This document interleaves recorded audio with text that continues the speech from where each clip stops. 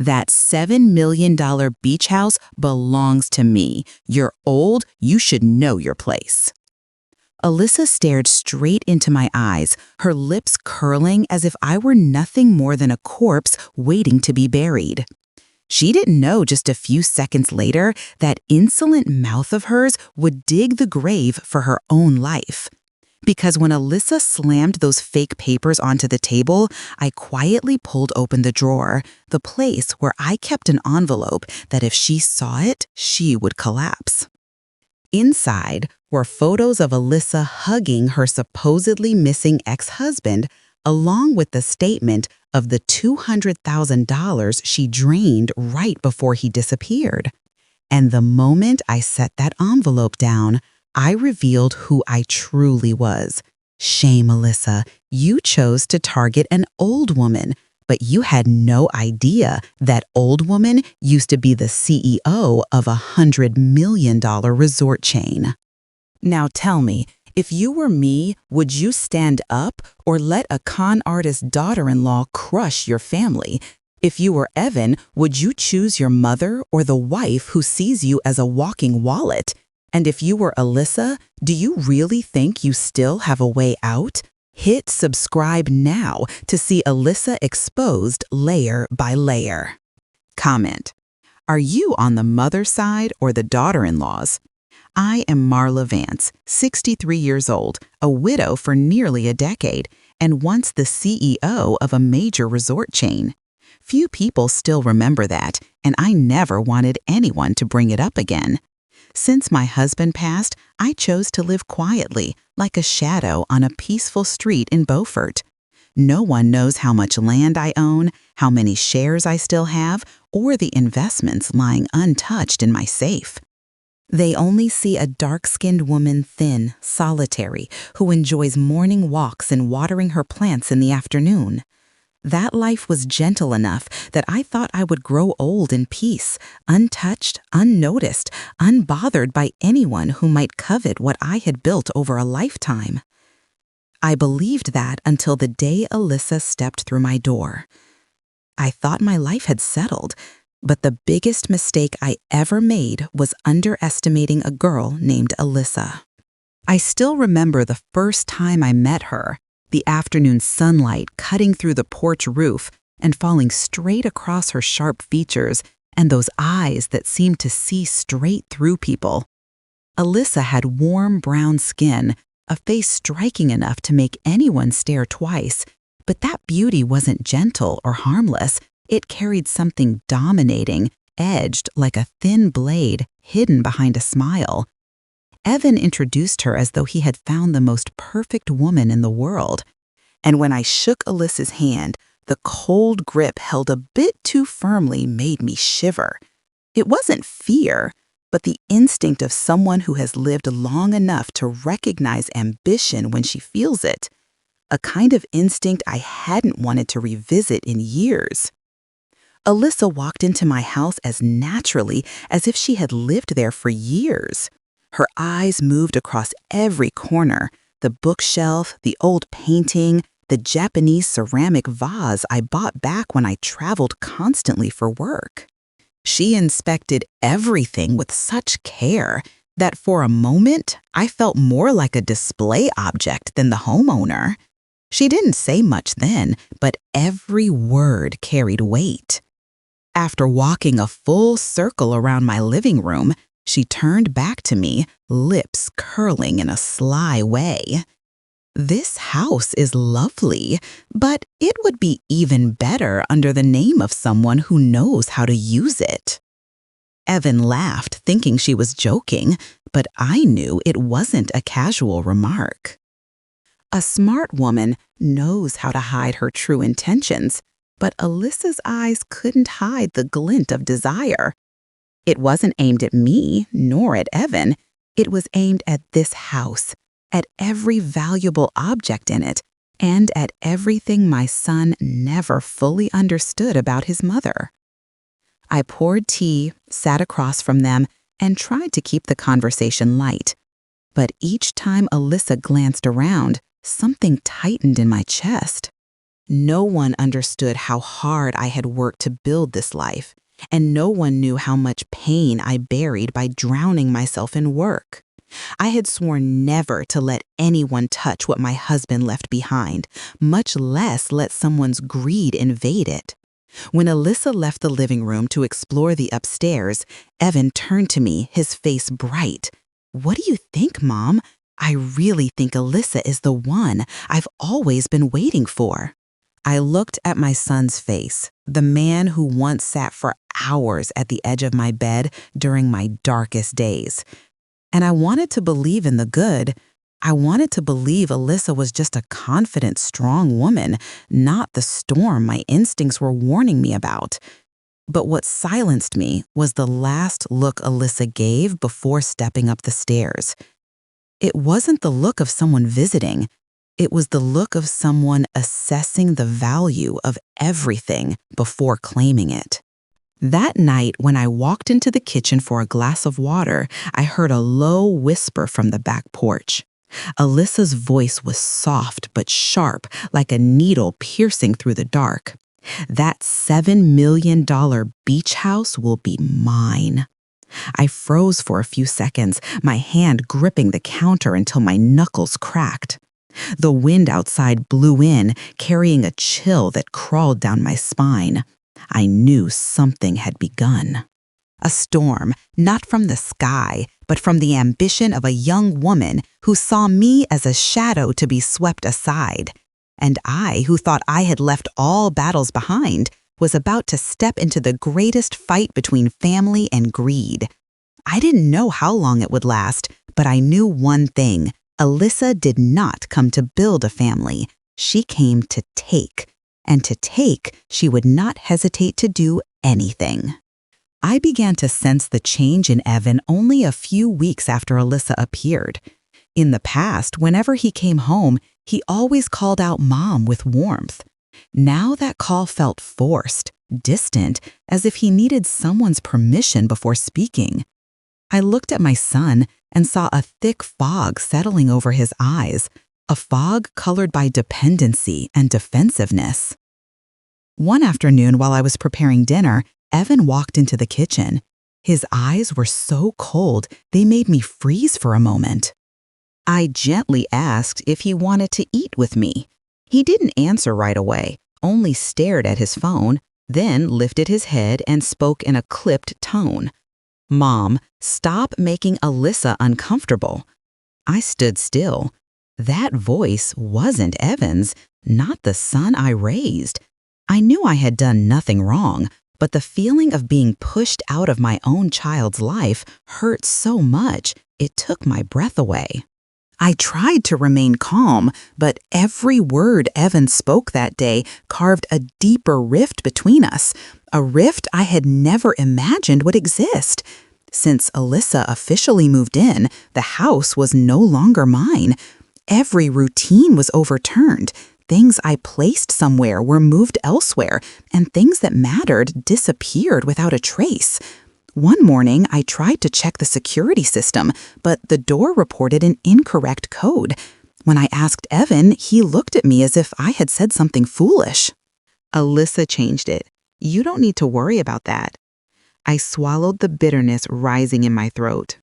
Alyssa changed the password to my house without a single word. What hurt more was how naturally Evan accepted it. Whenever I stepped into the living room, Alyssa sat on the center sofa, legs crossed, her hand on Evan's laptop. She flicked her fingers when I came near. An old person shouldn't be holding so much power. Her words were soft like silk, yet sharp like a needle, carrying a blatant claim that made me remind myself this was my daughter-in-law speaking. I understood one thing. Alyssa didn't just want Evan's love, she wanted my place in this home. Every glance she cast carried a wary calculation, as if I were the only obstacle between her and whatever she desired. Evan seemed increasingly drained. He slept less, snapped more, and every time I tried to talk to him, he immediately looked to Alyssa for her reaction. I saw fear in my son's eyes, a fear bound by blind love. I had seen employees manipulated by their supervisors, but never imagined the day my own son would fall into such a trap. One evening, I stood in the hallway while Evan and Alyssa argued. Alyssa spoke quietly, but her voice was full of threat. "If you defend your mother one more time, don't blame me for changing how I see you." Evan stayed silent for a long time, then whispered an apology. I heard every sound, and my heart felt crushed. I had been a CEO who faced competition and betrayal countless times, yet I felt powerless before the pain eating away at my child. Shared meals became fewer, then disappeared entirely. Every time I reached for Evan's door, I withdrew my hand because inside that room, Alyssa controlled every breath my son took. The distance between us stretched further, like a road split down the middle by an invisible wall. I didn't know what to do, but my instincts told me I was losing my son. The truth revealed itself most clearly late one night. I was sitting in the living room, the warm lamp lighting the photograph of Evan as a little boy. My phone buzzed with a message from an unknown number. Just 4 words sent a chill down my spine.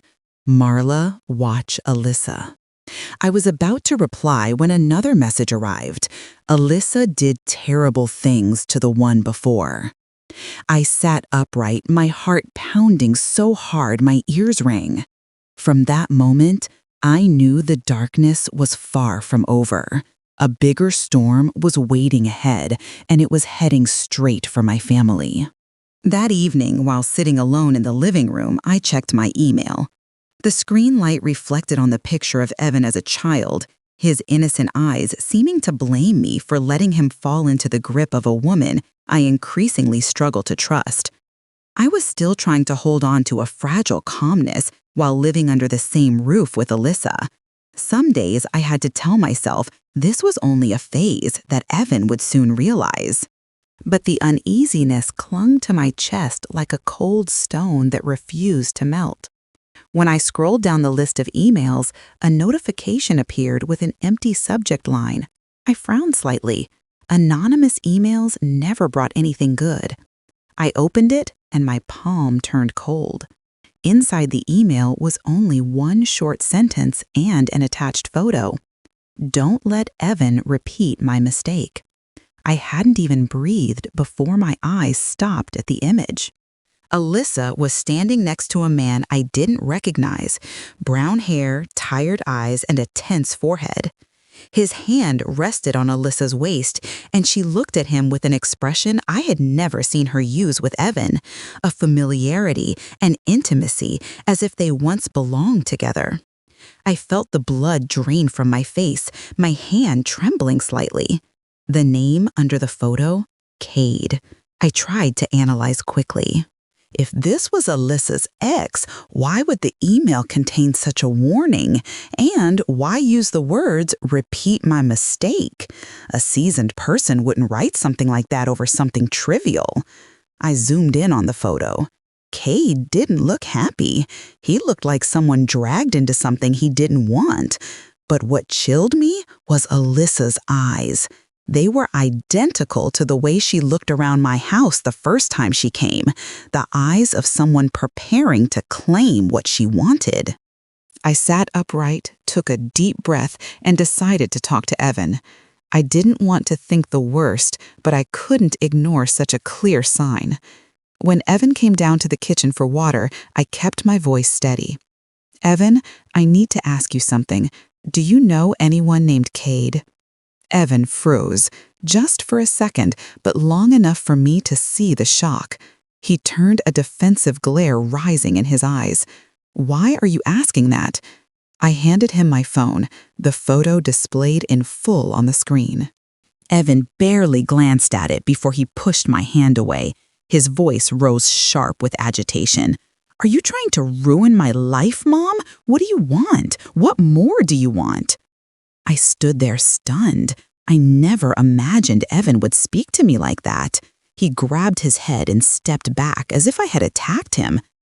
Alyssa told me already, you won't accept her. You keep digging up old things to smear her. Stop it. I opened my mouth to explain, but the words choked. I looked at my son, his face red with anger, his eyes filled with doubt Alyssa had sown. I understood that anything I said now would only give Alyssa more fuel to pull Evan further away from me. I didn't want to lose him more than I already had, so I swallowed all the doubts tightening around my heart. Evan left and shut his door as if cutting off all conversation. The house fell silent. I stood alone in the kitchen, the phone still lit in my hand, the picture of Alyssa and Cade shining clearly like a blade. I knew something was terribly wrong, wrong enough that my worry turned into real fear, fear that Evan was being dragged somewhere dark that I could not reach if I stayed still. I returned to the living room, sat on the sofa, and opened the email again. I examined every small detail of Alyssa's face in the photo, then zoomed in on Cade's eyes. His pupils held a silent plea anyone could see except those blinded by love. I knew what I had to do. Evan wouldn't listen. Alyssa wouldn't let me near him. And the truth is often the hardest for those directly involved to see. I needed someone on the outside, someone objective and professional. I dialed the number of a private investigation office I once used when managing the resort chain.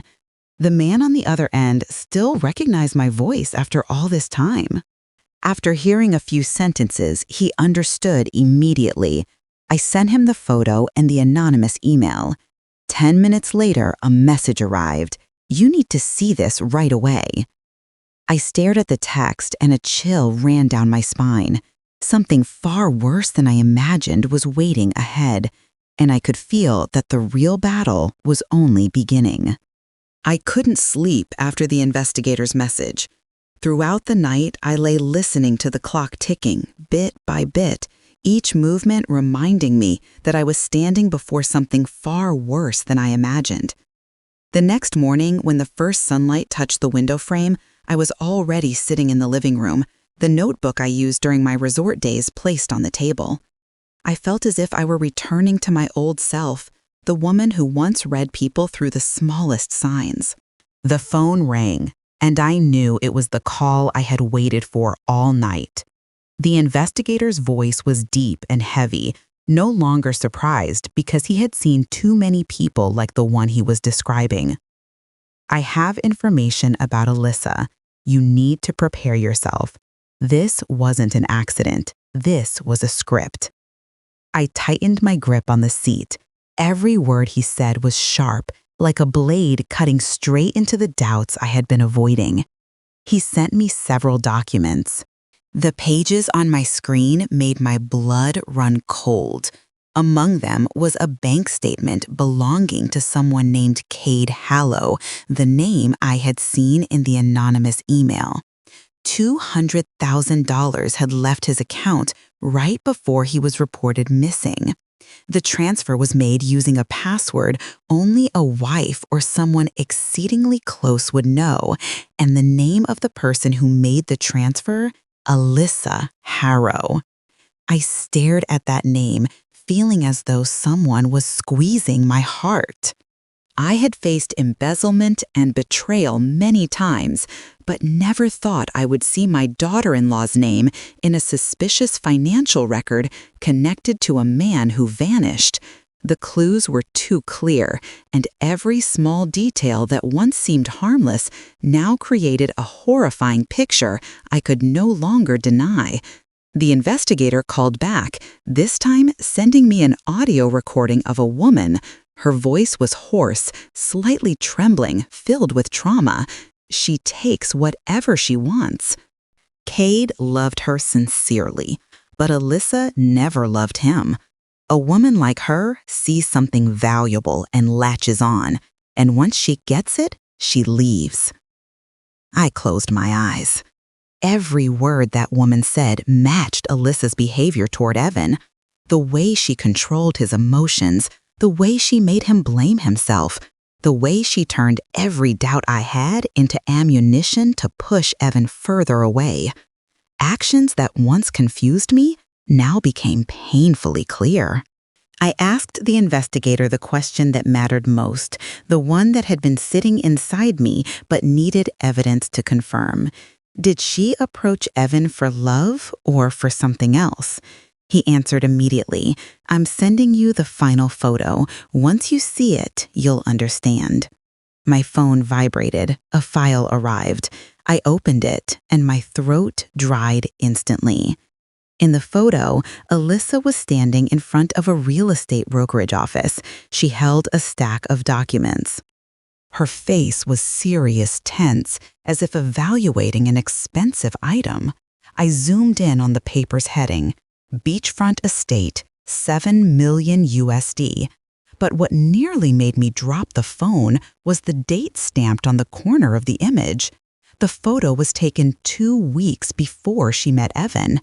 I sat still, my entire body falling into a cold void. There was no doubt left. Alyssa hadn't entered Evan's life by chance. It wasn't fate or blind love.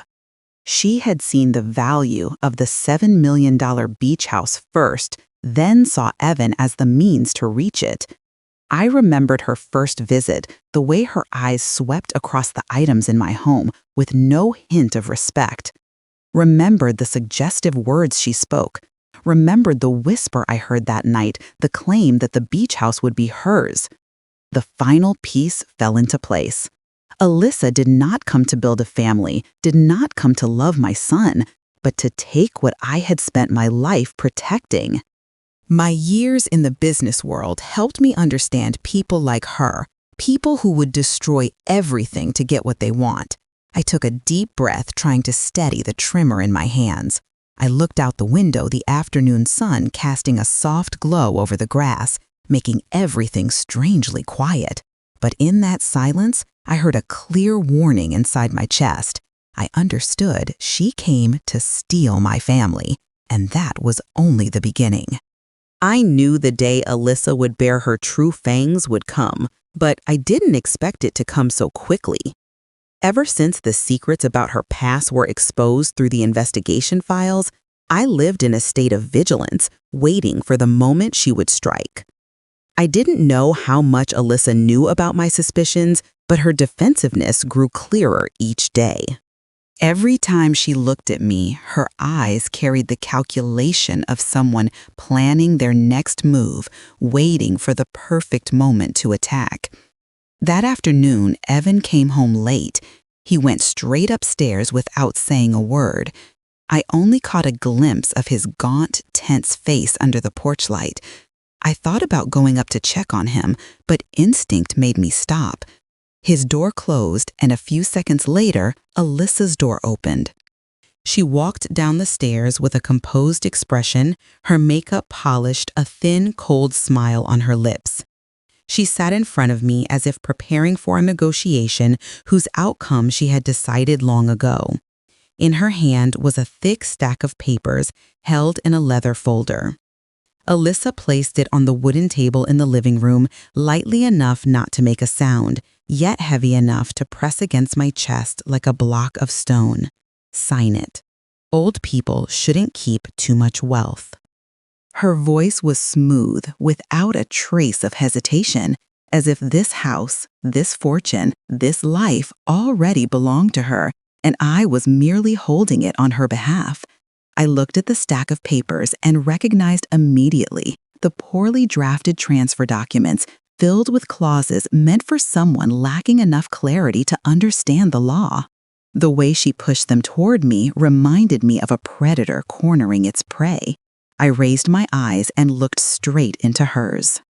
Alyssa didn't avoid my gaze. In fact, she welcomed it, her expression filled with satisfaction, as if she had just won an important game. She didn't know that fear inside me had transformed into something else, something stronger, sharper. That fear was turning into the same thing I wielded during the years I ran an empire. The thing that helped me survive the cruelest battles in the business world. Evan walked down the stairs at that moment. His face was exhausted, his eyes sunken, as if he had been crying or arguing intensely. He looked at Alyssa, then at me, his hand clenched into a fist. I thought he would stand by me for the first time in weeks, but Alyssa leaned toward him, placing her hand on his shoulder and whispered something. Moments later, Evan lowered his head and stood beside her. "Mom, don't make things harder." His voice trembled, not out of anger, but fear. Fear of losing Alyssa, fear of displeasing her, fear of escalating tension beyond her control. Alyssa looked at him the way someone pulls the strings of a puppet. That look hurt me more than anything she had ever said. I steadied myself and moved the papers aside. "What do you want from me?" Alyssa laughed. The sound rang out like I had said something amusing. She stood up and took a step closer, her eyes glowing with confidence and greed. "You have 12 hours to leave my villa." Each word dropped into the room like an explosion, thickening the air. Evan kept his head down while Alyssa stood tall like a queen delivering her decree. The phrase, "my villa," burned in my chest like a tightening fist. Not because of its value, but because of the shamelessness of a woman who had never shed a drop of sweat to build it. I studied Alyssa closely. She thought I was old, weak, and ready to surrender. She imagined I would tremble, panic, sign whatever she demanded. But she forgot one thing. The woman standing in front of her had once fought people stronger, greedier, and more ruthless than she could ever be. I sat up straight, lifting my gaze slowly. "Oh dear, you just picked the wrong woman." And the moment those words left my lips, I knew the real battle had begun. Yet what Alyssa didn't know was that I was not alone. I had the truth, experience, and a plan forming clearly in my mind, one she could never anticipate. After Alyssa issued her 12-hour ultimatum, the house sank into a thick silence, so heavy I could hear my own heartbeat. Evan had gone to his room, the door shut tight. Alyssa disappeared into her private space as if everything had already fallen neatly into her hands. But she didn't know that the moment she challenged me was the moment I awakened, returning to the woman who once steered an entire empire, the woman who had pushed back adversaries Alyssa could never imagine. I stood up, my legs steady in a way that felt strange. A firm calmness spread through my body, like the return of an instinct I had buried for years in my pursuit of peace. I walked into the small office I rarely opened unless absolutely necessary. The old wooden walls brushed against my hand, reminding me of the years when my decisions changed the course of the company. I knelt beside the safe in the darkest corner. It had been years since I touched the combination, but the numbers stayed in my mind as if they had never left. When the door cracked open, the smell of old paper, cold metal, and the memories of battles long past rushed out all at once. Inside were strategic contracts, deeds, ownership certificates Alyssa thought I had forgotten or misplaced. I laid each document on the table, my fingers passing over the lines, like revisiting a familiar piece of music I knew by heart. I built this empire. I also know how to crush her illusions. I said it to myself, but it was meant for Alyssa too, though she wasn't there. I knew my own strength. I never struck first, but when I fought back, no one remained standing. I gathered every necessary document, placing them neatly into a thick folder, then checked the clock. 4:30 in the morning. I changed clothes, tied my hair back, and stepped out through the back door. No one inside heard a sound. The street was still dark, the dim yellow streetlights reflecting on the dew resting on the asphalt. I drove to my lawyer's office, the man who had stood by me for years through countless corporate storms. When I arrived, he was already waiting, even though I had notified him barely 10 minutes earlier. A man who understood I would never call at this hour unless something critical was happening. I set the folder on the table, my voice calm yet absolute.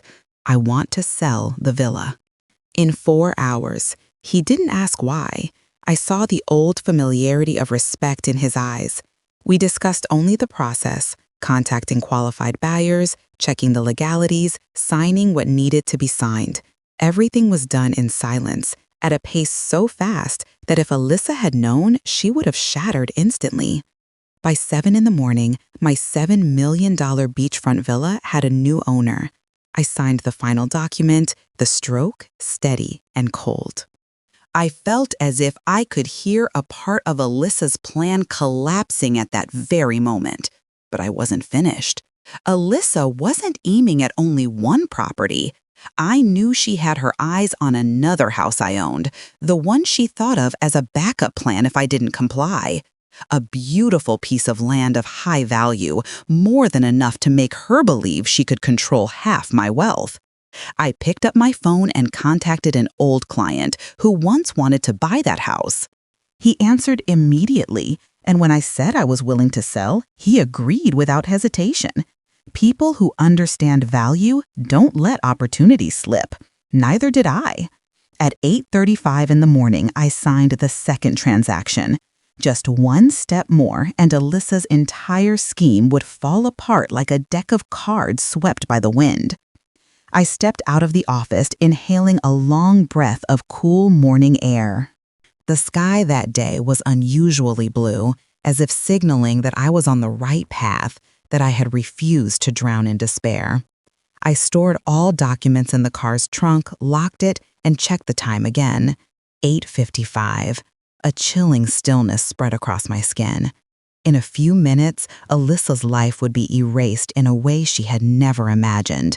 And I, the woman she thought was frail, was about to rise fully, about to pull the final curtain and reveal a truth she could never face. I returned home just as the early sunlight touched the doorstep. Everything was still quiet, as if the storm hadn't realized it had already lost all its strength. I opened the door and stepped into the living room with a calmness I never thought I would find again. In my bag were the freshly signed contracts, the documents that ended every illusion Alyssa had been building all this time.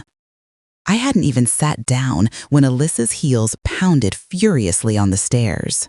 She came down while staring at her phone, her face pale, her eyes wide with panic.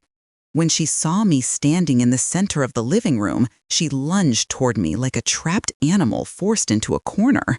"Are you crazy? That was my house!" Her scream cracked through the room like shattered glass. Evan followed behind her, but his gaze was swallowed by the frenzy of his wife. Alyssa thrust her phone toward me, the screen showing the completed transaction. Her breath came fast and harsh, her chest rising and falling as if the ground beneath her feet had detonated. I stood upright, my expression steady, untouched by her chaos. "Yours?" The question hit her like cold water. Alyssa froze, her mouth hanging open, unable to form a word. I saw confusion, fear, and rage twisting inside her eyes like a storm, ripping her apart from within. She stepped back, then forward again, as if she wanted to attack me, but something stopped her. Perhaps it was the realization that every piece of her plan had turned to dust. Evan stood halfway down the stairs, his eyes shifting from me to Alyssa. I saw exhaustion in him, saw the shattering of the illusions he tried so hard to cling to. Evan trembled slightly, his hands tightening into fists. "Alyssa, you told me that house was—" She spun around sharply, cutting him off. "Shut up. This is all your mother's fault. She hates me. She ruined everything that was mine." Hearing the words, "mine," my heart sank into another depth entirely. Evan stared at his wife for a long moment. In his eyes, I saw a faint glimmer, small and fragile, but enough to loosen the grip she had on him. Alyssa, why would you say it was yours when you never paid a single dollar for it? That question twisted Alyssa's face into an expression of pure chaos. She grabbed Evan's arm, squeezing so hard the joints turned white. Don't say that, Evan. You have to stand with me. If you don't, we'll lose everything. Evan's eyes met mine. In that moment, he stood at the edge between awakening and sinking deeper.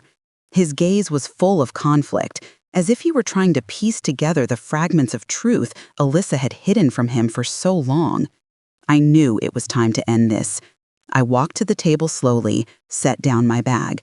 Alyssa turned back toward me, her eyes filled with dread, sensing something heavy and unstoppable moving against her.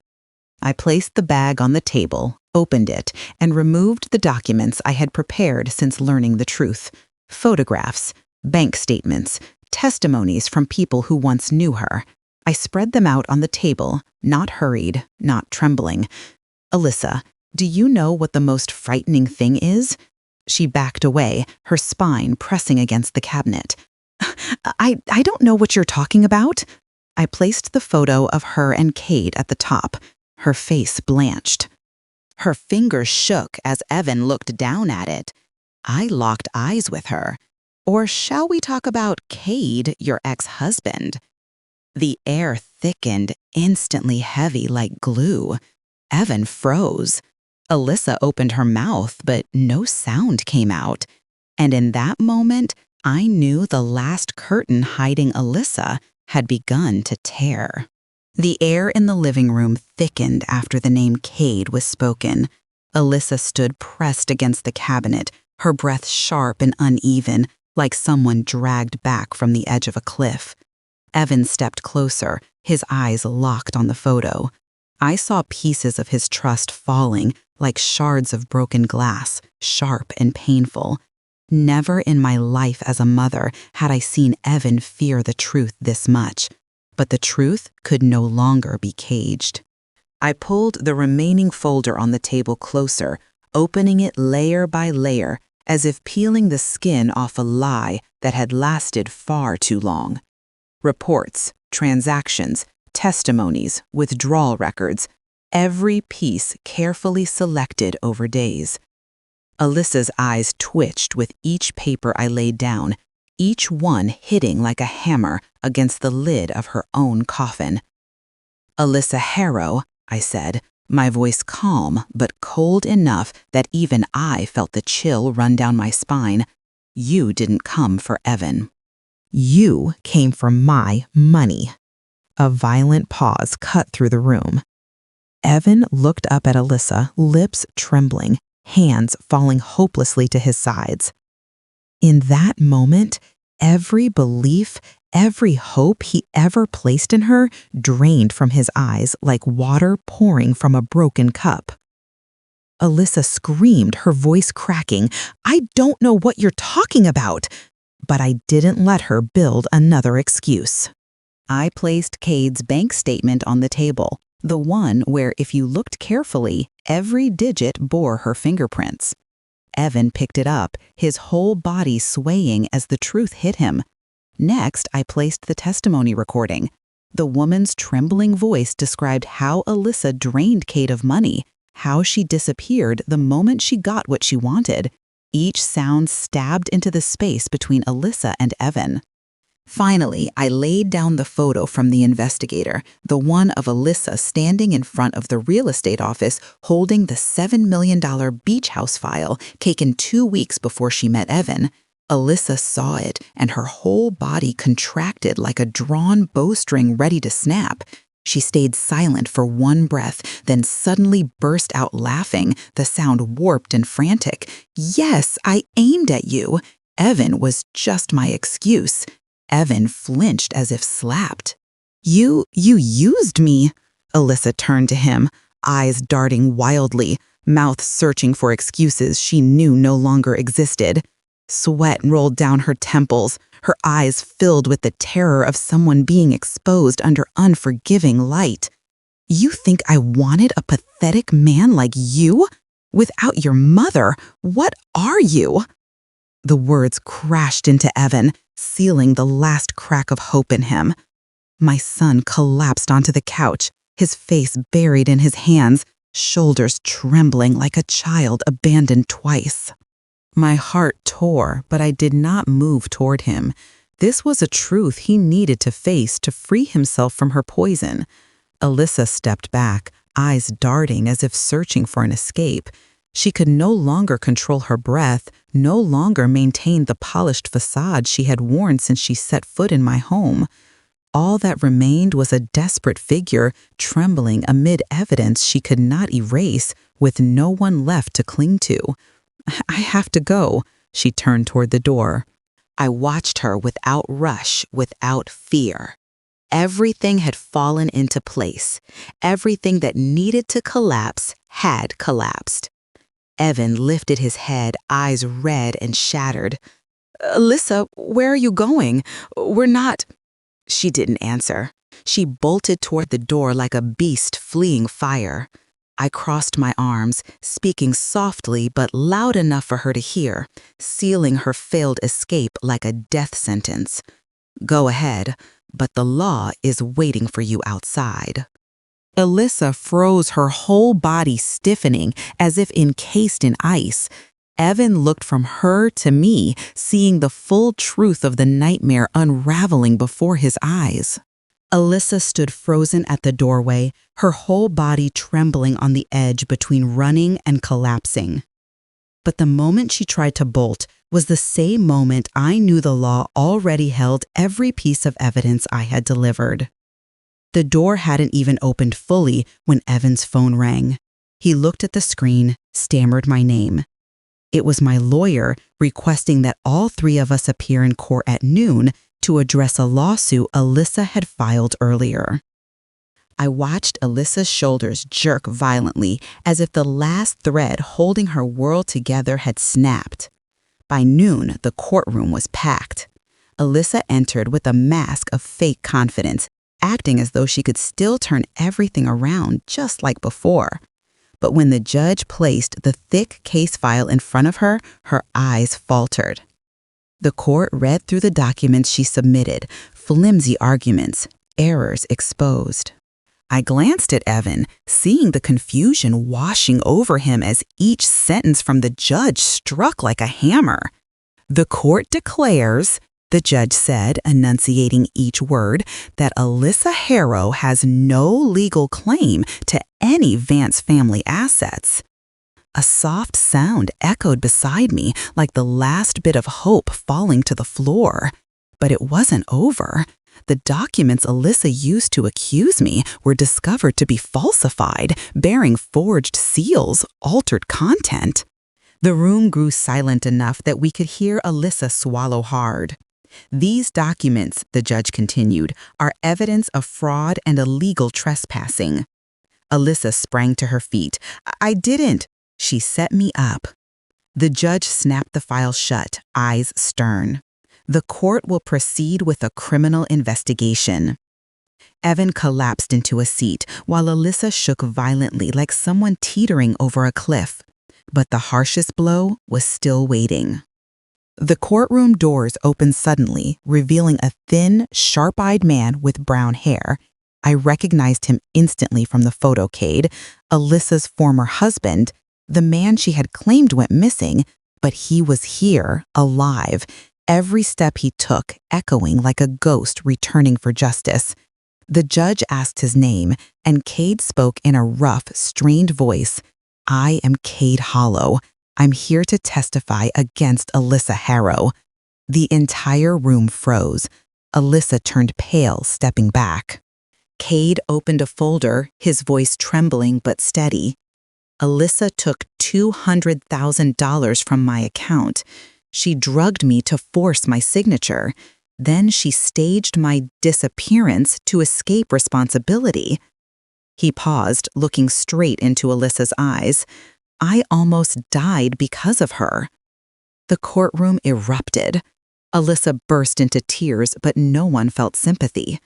These weren't the tears of a victim, but the tears of someone cornered by inescapable truth. The investigation expanded right there. Evidence from me, from Cade, from other witnesses aligned perfectly into a picture that left Alyssa nowhere to run. She tried to shout that it was all lies, but every word she said was immediately crushed by hard proof. Finally, the police entered the courtroom, standing firm before Alyssa. The officer read the arrest warrant in a voice sharp as a blade.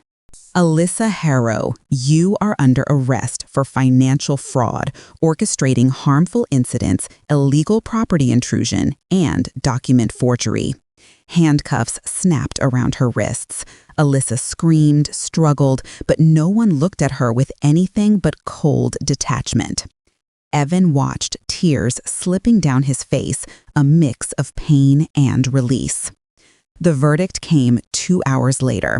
Alyssa Harrow was sentenced to 7 years in prison, no suspension, no reduction. I stood still in the courtroom as she was dragged down the hallway.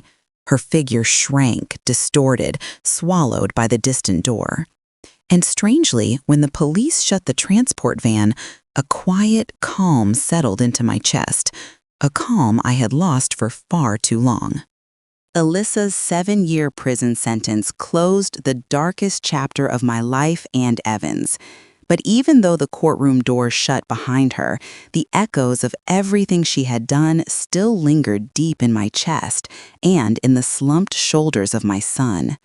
Each step we took out of the courthouse felt like stepping through a forest devastated by a storm, broken trunks and torn earth marking the long days of despair we had endured.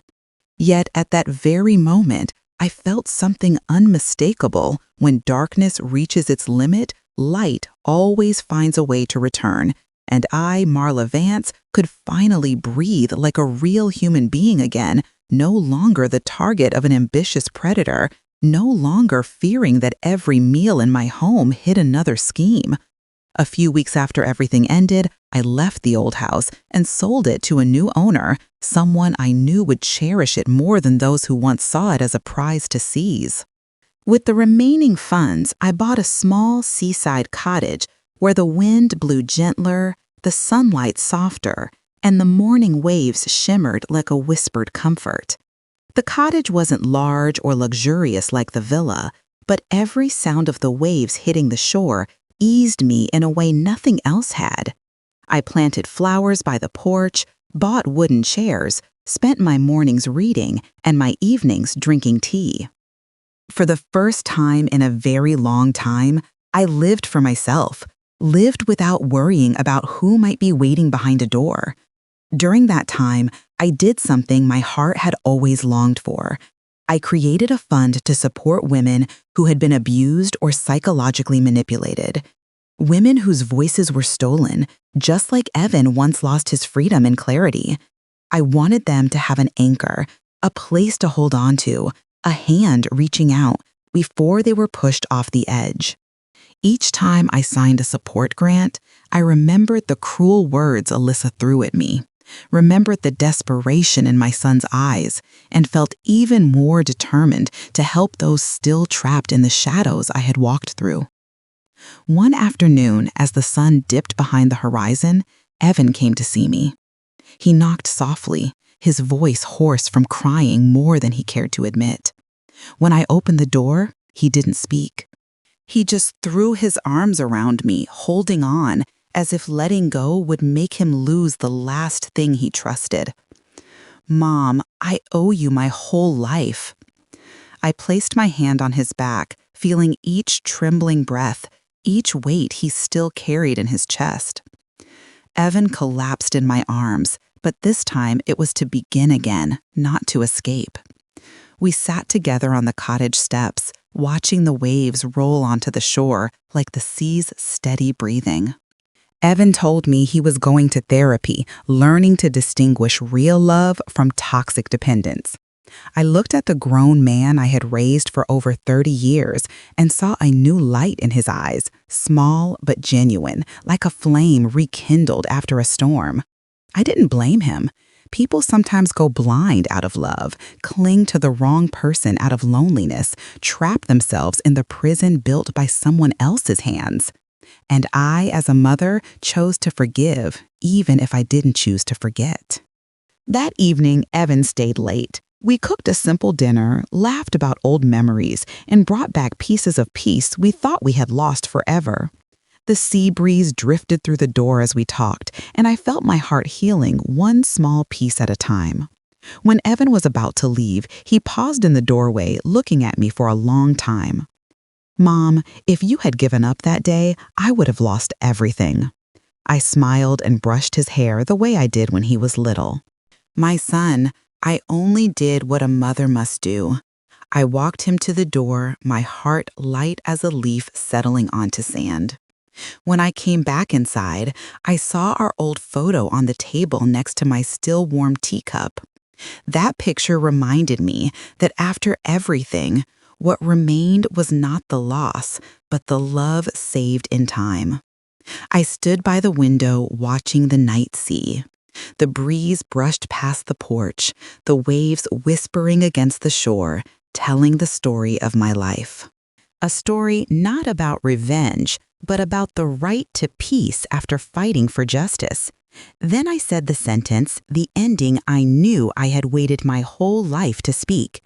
I didn't win because I was wealthy. I won because I knew one thing. Family is not something you let a cruel person trample on. And that $7 million villa is worth far less than my dignity. When I closed the final door of my past, I understood one thing. Evil wins when we stay silent, and I won because I stood up.